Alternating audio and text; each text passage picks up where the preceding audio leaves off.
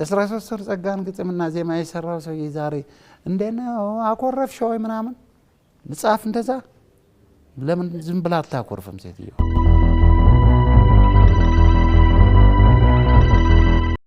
ቀድሞ ጊዜ በኢትዮጵያ እግር ኳስ ውስጥ ደማቅ የነበሩ የዲያስፖራ ኢትዮጵያውያንና አገር ውስጥ የሚገኙ የቀድሞ ተጫዋቾች በአዲስ አበባ ስቴዲየም እንግዲህ በትላንትናው ዕለት ጨዋታ አድርገው ነበር።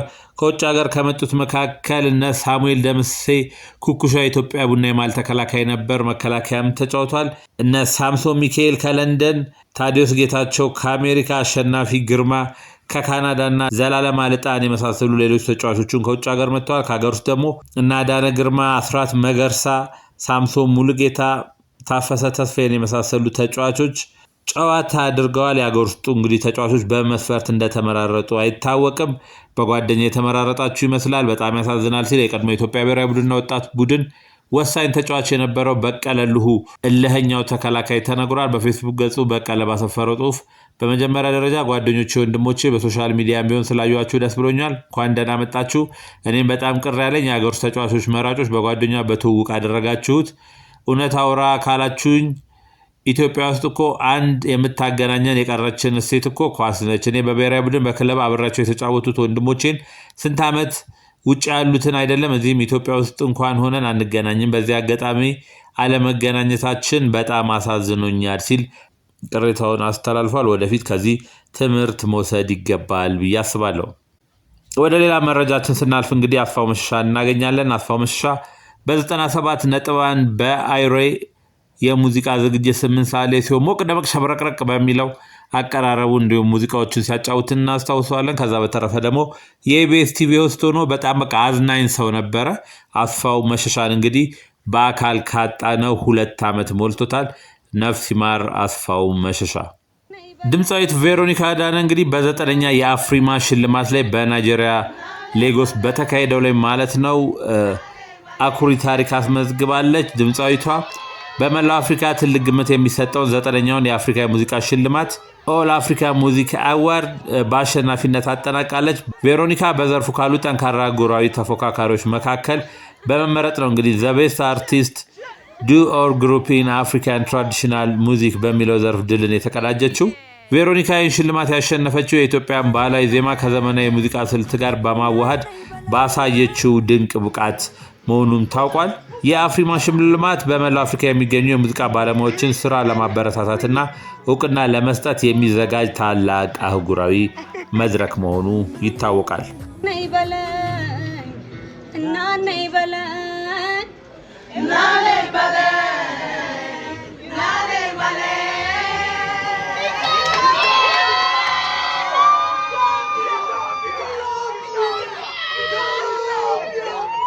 ፊውዳል ቤተሰብ ነው የተገኘው። በደጃዝማቾች የተከበበ የቤተሰብ ታሪክ አለው። በተለይ ደግሞ ግጥምና ዜማ ከሰጣቸው አርቲስቶች መካከል ለቴዎድሮስ ታደሰ እጅግ አክብሮትና ፍቅር አለው። ታምራት አበበ እሱም ድምፃዊ ነበረ። ታምራት አበበ እንግዲህ አንድ ዘፈን ለ4 ሰው የሰጠ ዘፈንን የጉሊት ድንች ያህል እንግዲህ የቸረቸረ ሰው ነው ማለት ይቻላል። ይህን እንድል እንግዲህ ያስቻለኝ በአንድ ወቅት ለሐመልማል አንድ ግጥምና ዜማ ይሰራላታል። ከዛም ያን ግጥምና ዜማ ለ4 ሰው መስጠቱን ሰይፉ ሾው ላይ ቀርቦ በነበረበት ጊዜ ራሱን ማረጋግጧል። ይህ ሰው ላይ አሁን እንግዲህ ብዙዎች ቅያሜዎቻቸውን እያሰሙ የሚገኙት የ13 ወር ጸጋን በኢትዮጵያ ሕዝብ ታሪክ ውስጥ በእጅጉ ተፈቃሪ ተወዳጅ የሆነውን የጥላሁን ገሰሰን ዘፈን ለኢሳያስ ታምራት እንግዲህ በመስጠቱና ኑሮን ለመደጎም አስቦ ሊሆን ይችላል፣ ገንዘብ ሊያስፈልገው ይችላል። ግን ይህንን ግጥምና ዜማ ለአንድ ሰው ብቻ እሱ መስጠትም መብትም የለውም። ሙዚቃ አቀናባሪ ፕሮዲሰሮችም ኃላፊነት አለባቸው። ይሄ ነገር መጠየቅ ይገባቸዋል። እሱ ግን ኢሳያስ ጋር ተስማምቶ ዘፈን በመስጠቱ ብዙዎች ቅሬታ እንዲሰማቸው አድርጓል።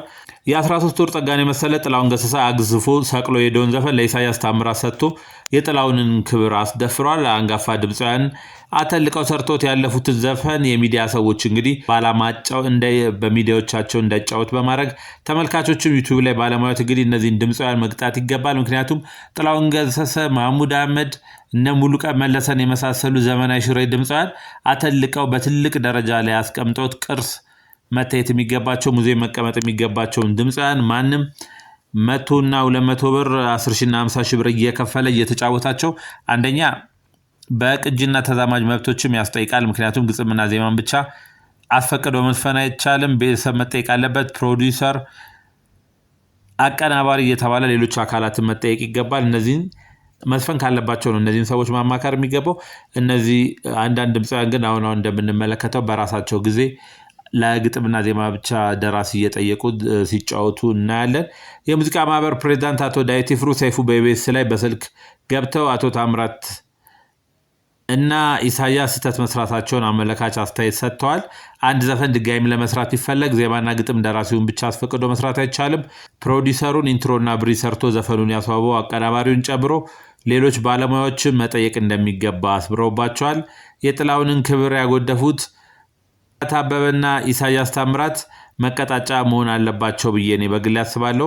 ምክንያቱም አንጋፋ ድምፃውያን አሳምረው የሰሩትን ቅድም እንዳልኩት ሙዚየም መቀመጥ ያለባቸውን ዘፈኖች በድጋሚ የሚጫወቱ ወጣት ድምፃውያን እንግዲህ አርቀው ቀዝቃዛ የሆነ ጋርቤጅ ቢዘጋጅላቸውና እዛ እንዲቀመጡ ቢደረግ ይሄን ስህተታቸውንም እንዲያርሙ መቀጣጫ ቢዘጋጅላቸው አሪፍ ነው ብዬ ነው የማስበው። በነገራችን ላይ ጥላሁን ዘፈን ክለብ ላይ የሚከትፉ ድምፃውያን መካከል በራሳቸው ቀለም ተሳክቶላቸው ታዋቂ ሆኑ የሉም። የተለያዩ ውድድሮች ላይ ይወዳደራሉ። እኔ ክለብ ላይ ከ20 እና ከ30 ዓመት በላይ የተጫወቱ ድምፃውያን የጥላሁንን ዘፈን ማቃቸዋሉ።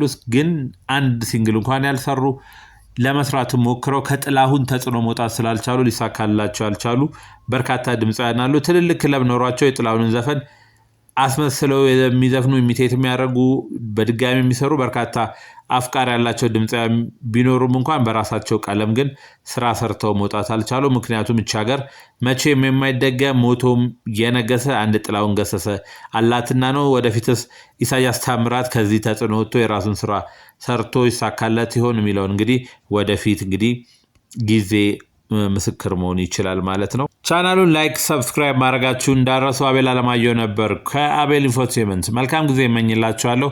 በቶሎ በሌላ ቪዲዮ መለሳለሁ። መልካም ጊዜ። የ13 ወር ጸጋን ግጥምና ዜማ የሰራው ሰው ዛሬ እንደነው አኮረፍሽ ወይ ምናምን ልጻፍ እንደዛ። ለምን ዝም ብላ አታኮርፍም ሴትዮ?